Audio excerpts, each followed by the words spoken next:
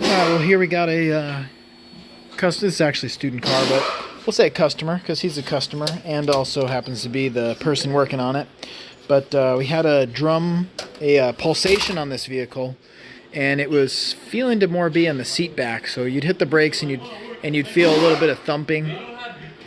And one of the cool tips is if you slightly apply the parking brake and you feel the same thumping and pulsation, you know it's obviously not the front because the parking brake has nothing to do with the front.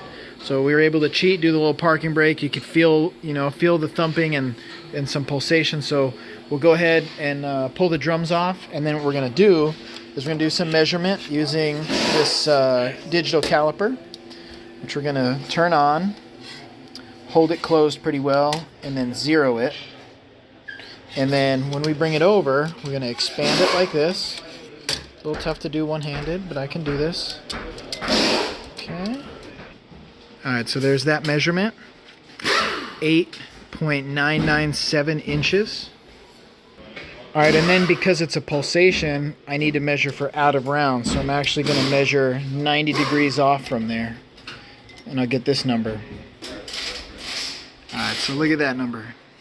Well, it's right on the borderline. We're going to go with the 9,000 and a half. So if we have a difference, let's say right now we're at 12 and 6 from this perspective, compared to the 3 and 9, that's out of round. Let's draw it. So here's basically what we just measured. We had a difference. It doesn't really matter which one's 12 and 6 and which one's 3 and 9, but we basically had a 9,000 in one direction and then an 8.997 in the other. So now we need to take those two numbers and find the difference. So we'll take the bigger number. This is super easy math. That's supposed to be a 7. Kind of like looking through my screen and also doing it. Obviously the difference between those two is going to be 3/1000 of an inch. Now 3/1000 of an inch, in this term out of round, it's an oval. It's taller than it is wider by 3/1000 of an inch. That's enough to give us that brake pulsation from the rear. So that's the problem. Now yes, it's an oval, but that doesn't mean that the drum is ovulated or ovulated or anything to do with ovulation. We just call it out of round, okay? 3/1000 of an inch of out of round. Well, no problem. We could fix that. You could put a new drum on there, or you could resurface the drum, which will make it perfectly true and round again. But when you go to do this math, something I want to point out, you don't get to cherry pick which number you want. You need to pick the worst number. And unlike rotors that start thick and get thinner, drums are kind of different. They start with a smaller number, and as they wear, the number gets larger and larger and larger. So this is the worst number. We're gonna go for that 9,000, and the maximum diameter based on looking at the drum and converting it to inches is 9.039. I'll show you how to do that in just a second. So if we go with the 9.039 minus the 9,000, obviously we're going to be looking at a 0.039. That's how much workable material we have on there. So at an absolute maximum, we could take potentially 39 thousandths off of this. And the reason that there is a maximum is the drum, for example, this one, needs to have a certain amount of material here to be able to A, handle the heat generated, and B, when those shoes expand, they do tend to deform the drum and deflect a little bit. So that's a number that the engineers came up with based on what engineers do. And so if the maximum is 9.039, you're good to go to 9.039. They do the real math. If somebody tells you, oh, don't cut the drums because they're not going to be as good as new, well, I agree with that. A brand new drum is always better than a drum that's been resurfaced. The question is, are we going to be a good steward of the customer's money? And if the engineer says it's perfectly acceptable to go to 9.039, well, then we can go to 9.039. Now, there's another discussion there. This drum out here is out of round. Why is this drum out of round? Well, you know, sometimes that's because there's something sticking, you know, a wheel cylinder seized, or maybe the brake adjustment was kind of messed up, and I'm not sure that that's realistic, but in my experience, based on seeing what's wrong with this car, I believe that the customer drove with the parking brake on. And so if I put a new set of drums on and they drive around with the parking brake on, it's going to warp those drums too. So rather than put new drums on, I would absolutely feel great about selling the Resurface, because I'm going to save the customer money. We're going to run about $50 to cut the 2 drums, and those drums are close to $100 a piece for good quality or OEM. You may be able to get some cheaper ones, but the Resurface is a good fix. However, if there's an underlying issue, like in this case, we talk with the customer and say, hey, you can't drive around with the parking brake on. Don't do that again, or it's going to cost you money. But if there's an underlying issue, we'd of course need to address that as well. Cutting the drums fixes the condition of the drums, but if the problem is a seized wheel cylinder, it does not fix the seized wheel cylinder. So I'm not implying that, you know, cutting the drums fixes all, but cutting the drum will fix this out of round. All right, so here we go with the drum measurement. Now, what Roberto's done here is hung this caliper on these little pegs and expanded it. We're going to push it, expand it a little bit more, and we'll go with that number. So we got exactly 9 inches, and there's a 1/2 thousandth right there. So the next thing we need to do is look, maximum diameter 229.6. We'll convert that to inches because we don't speak millimeters here. Just a second. So you've got 9.039. If it's 9.000, right now, you can cut it all the way expanded out to 9.039. So we basically have pretty close to 39 thousandths, 38.5 thousandths that we can cut. So if you think about that, that means we could take quite a bit of material. You can't cut, we'll call it 39 for even numbers. You can't cut 39 deep, because 39 deep here plus 39 deep there would become like 70, whatever, 78. So you could really only do half. So if you figure you're at 39, you could cut almost 20 thousandths on this. And if each pass you make is 6 thousandths to 8 thousandths, you've got like three or 4 passes to go. So you could cut this and then just remeasure it. So in an image, this is what we have right now. We're gonna round down. You know that there was about a 1/2 of 1 thousandths right there, so that would make sense over time. It's worn, but that's your 9-inch drum. That's your inside diameter. Well, let's say we were to make a cut. So our cut, the cutter would go right here. Let me show you what it looks like.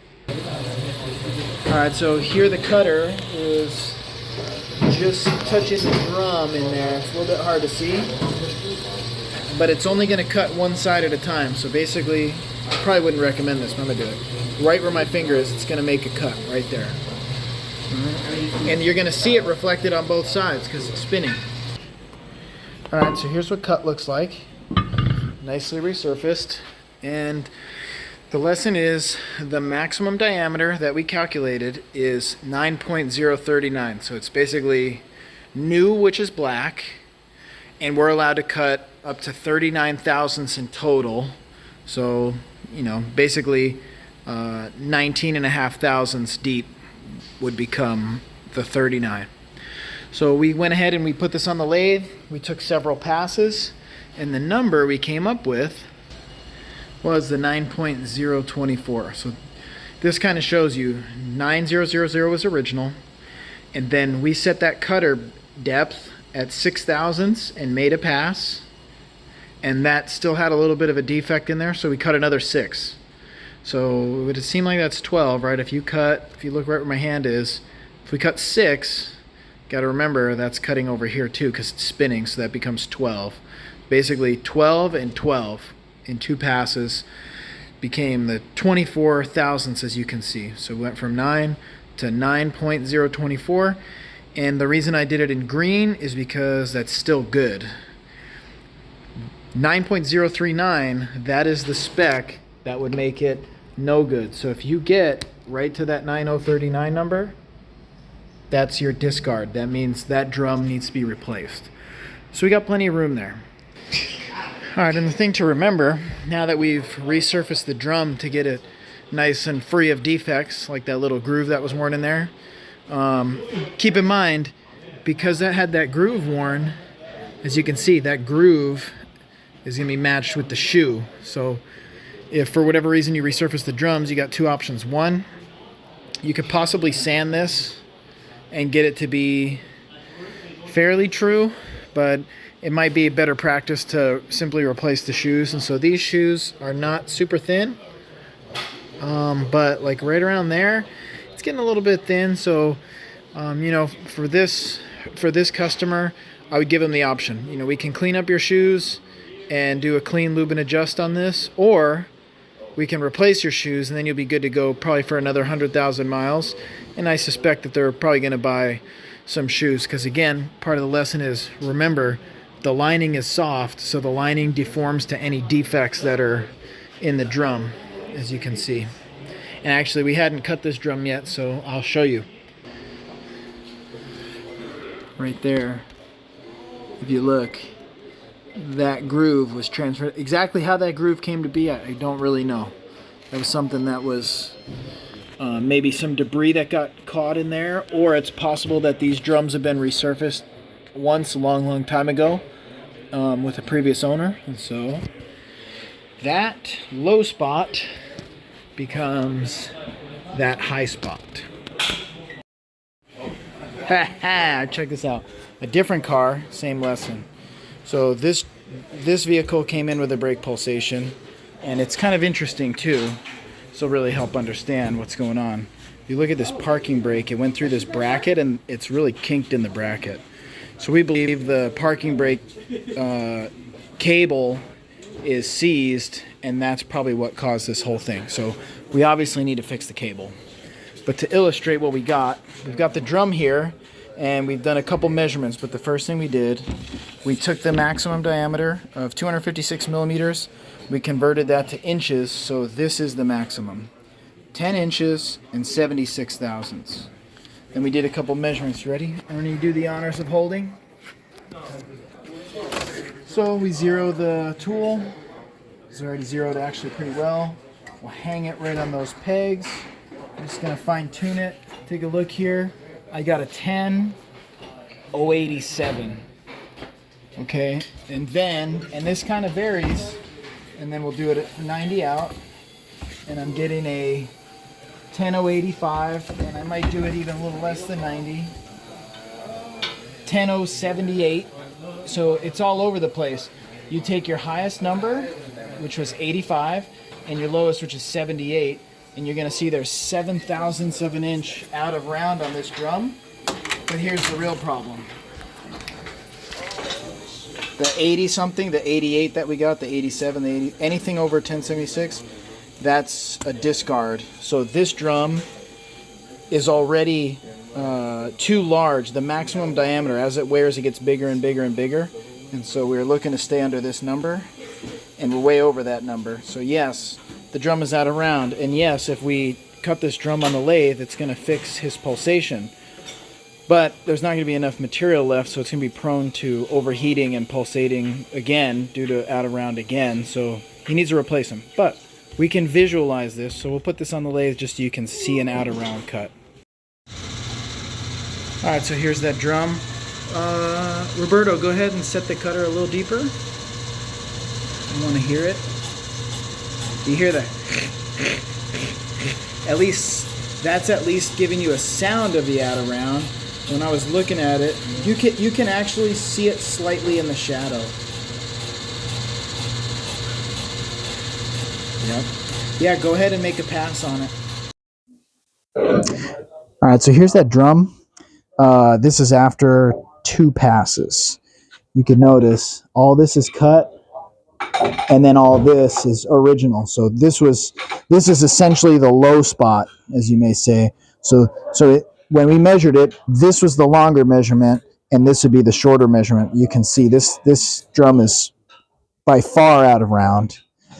So not only was it over spec, so we have no business cutting it, but to show you a visual. I just wanted to see. That is what out around looks like on the lathe. Now we'll throw this in the trash and have the customer get a new drum, deal with that parking brake, clean it all up, adjust it, and his brake pulsation will be solved.